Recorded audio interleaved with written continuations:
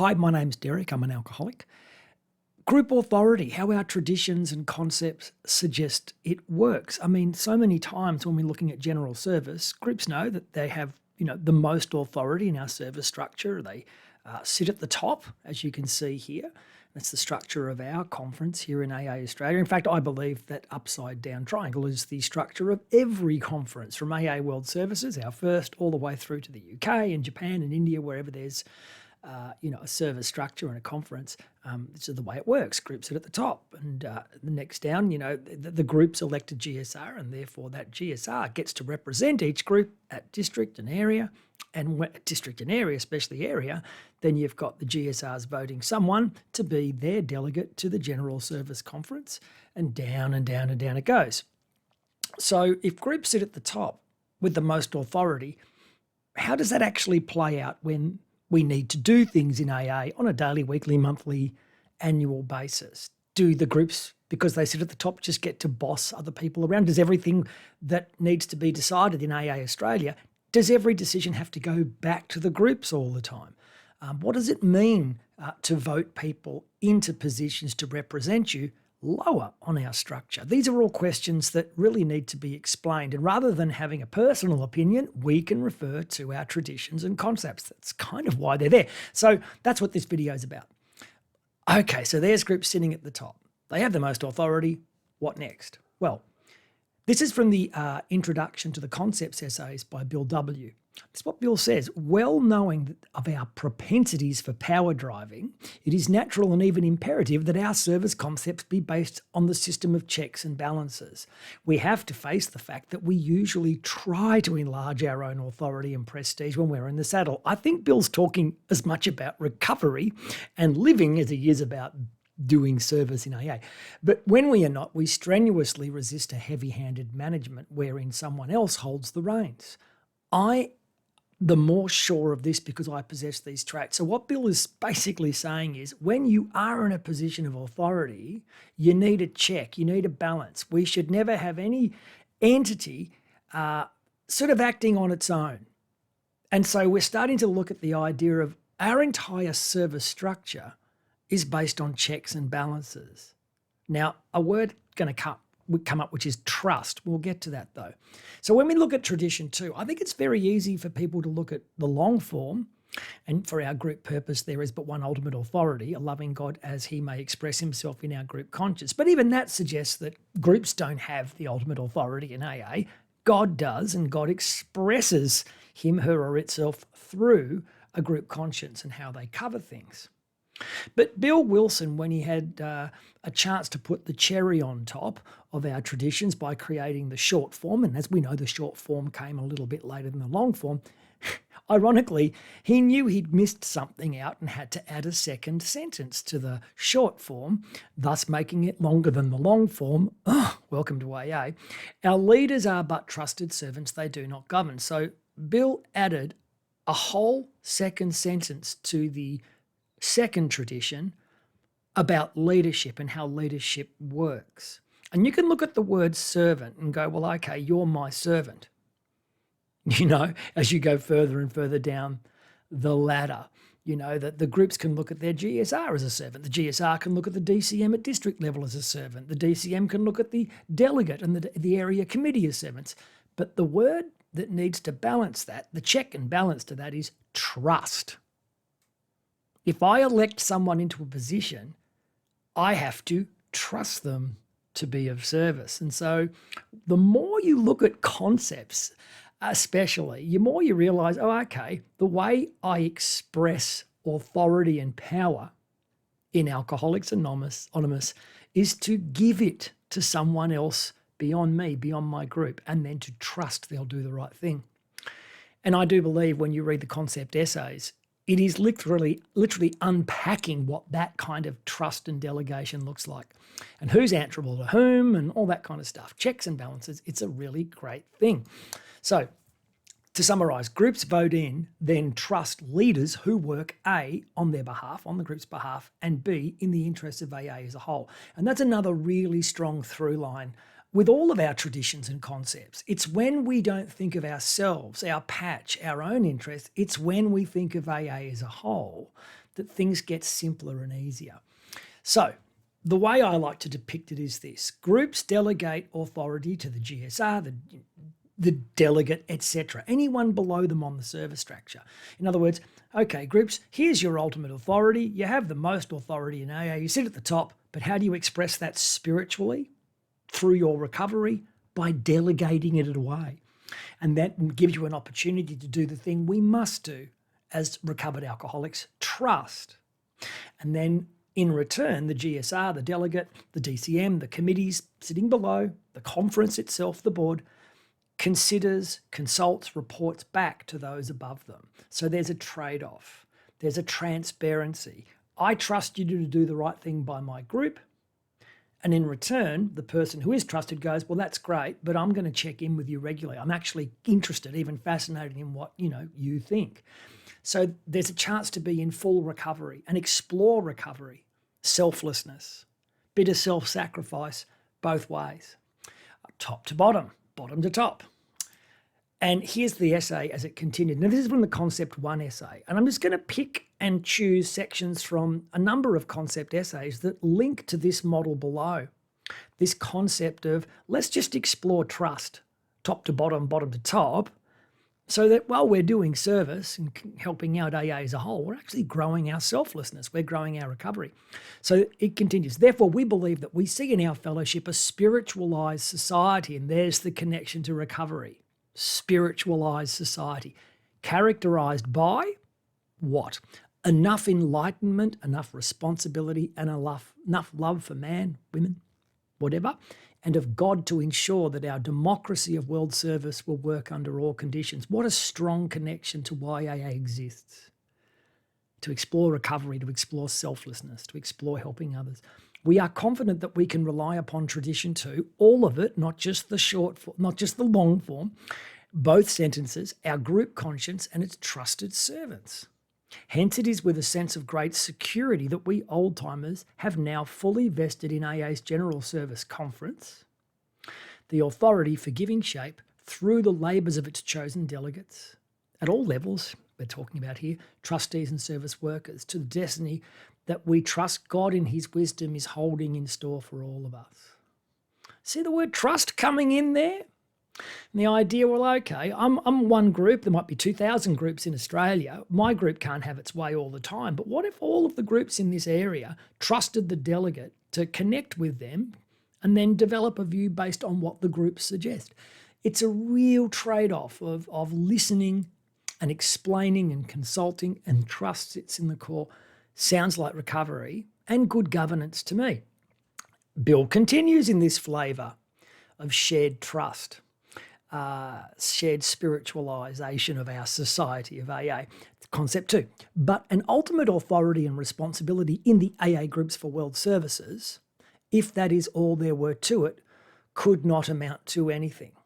Okay, so if the groups were just at the top and that's all they had, it wouldn't work. Nothing could be accomplished on that basis alone. In order to get effective action, the groups must delegate the actual operational authority to chosen service reps who are fully empowered to speak and to act for them. So this idea that, okay, if I'm in an area assembly and a motion is moved, a GSR says, well, no, we've got to go back to the group. We've got to go back to the groups for that. Every group needs to get together and have a discuss. Well, no, the purpose is of you having been elected as a GSR for that area assembly or committee meeting to be held with all of these elected people is so that they can represent the groups. You don't have to go back all the time. Let's read it again.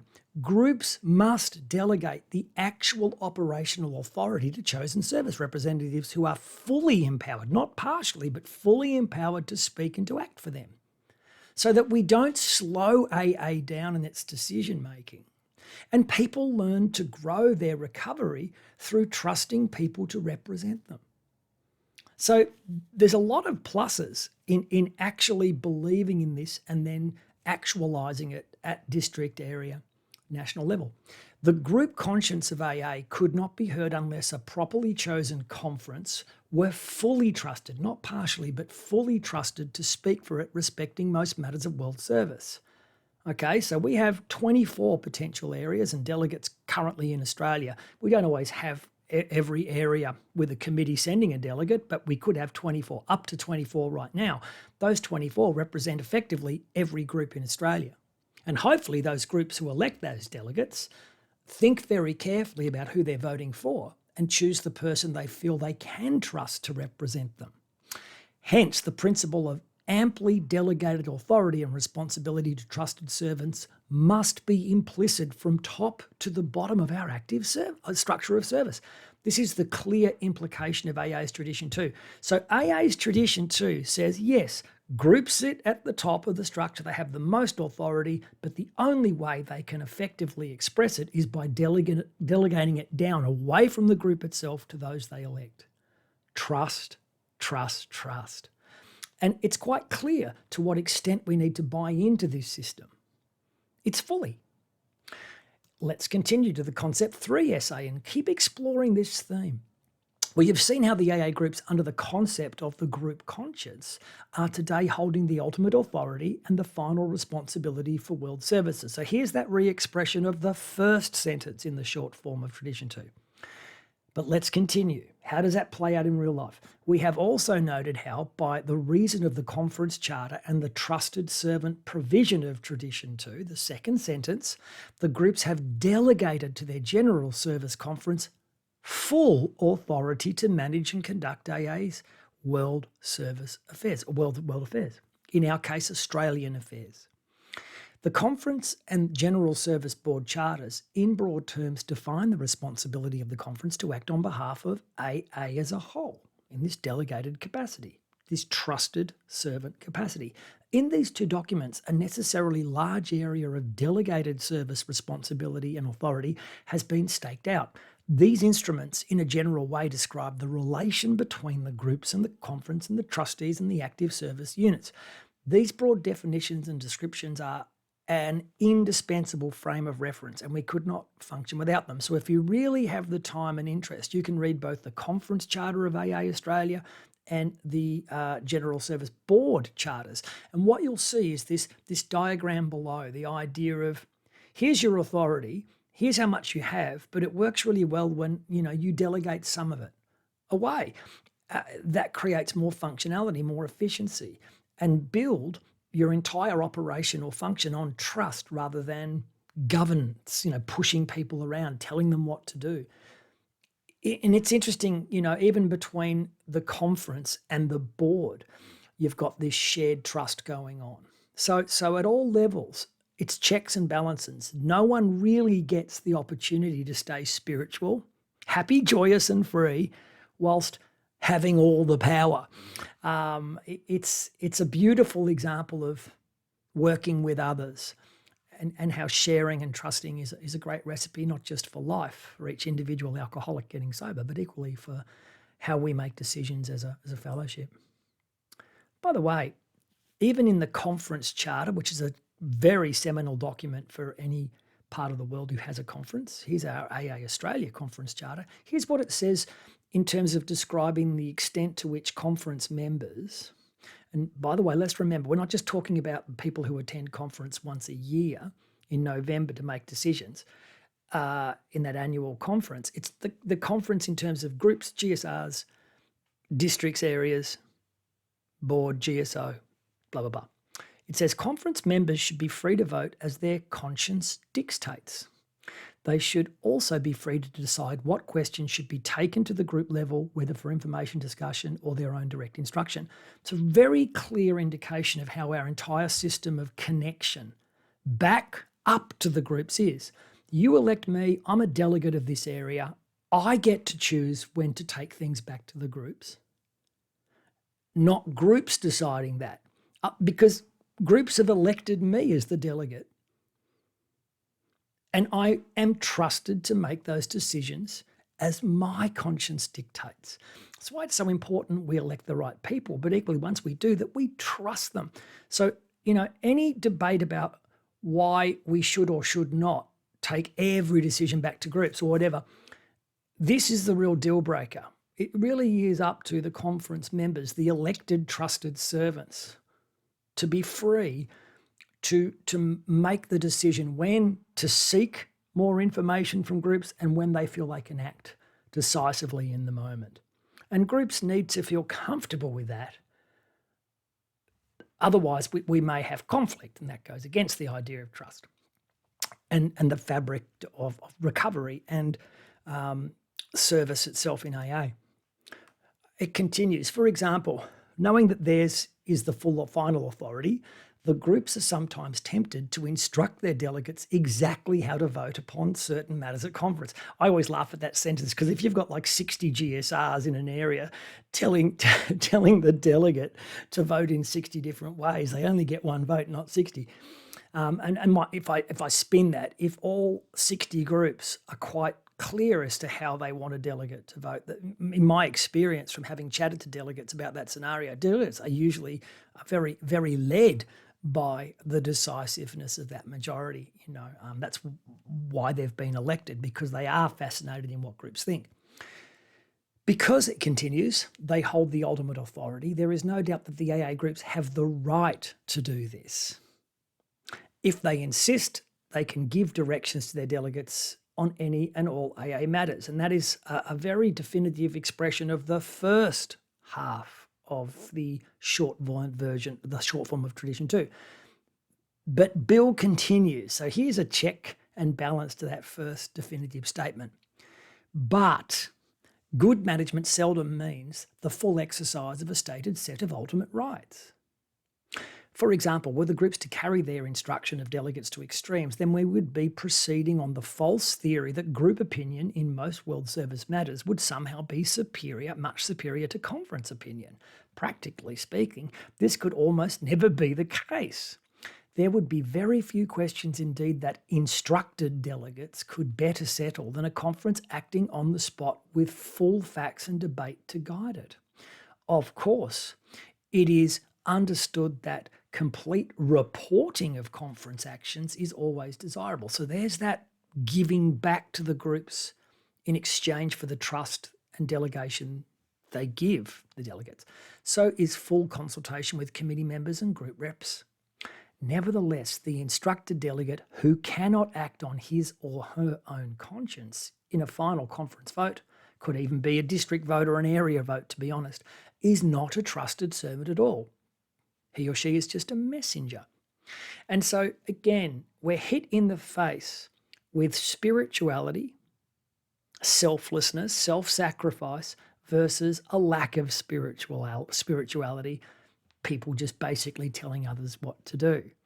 So, it's how much recovery each group wants to put into being a part of the general service structure. That's how I've always chosen to see it. Yes, you may have that authority, but why would you ever use it that way when it's just not practical? It slows things down. It creates conflict. That's not what AA is meant to be about. In the Concept 4 essay, we get more information. Let us look at another aspect of this participation problem. The final authority for services must lie in the AA groups, but suppose the groups, sensing their great power, should try to over-exercise it by sending in delegates irrevocably instructed as to how to vote on most questions.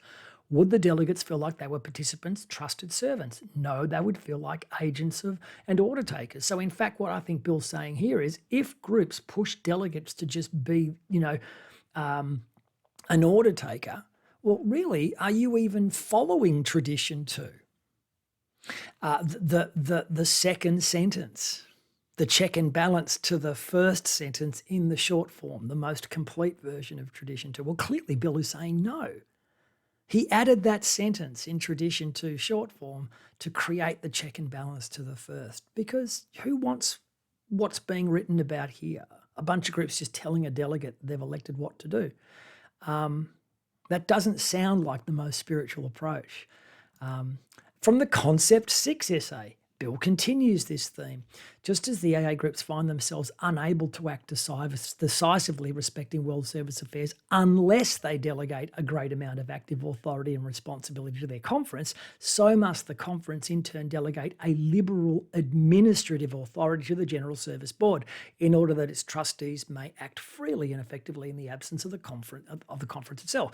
In other words, it isn't, it's not as if It's just about groups delegating authority to DCMs and district committees and area committees and delegates. In return, conference, which is, the majority of which is made up by delegates, must then trust the board.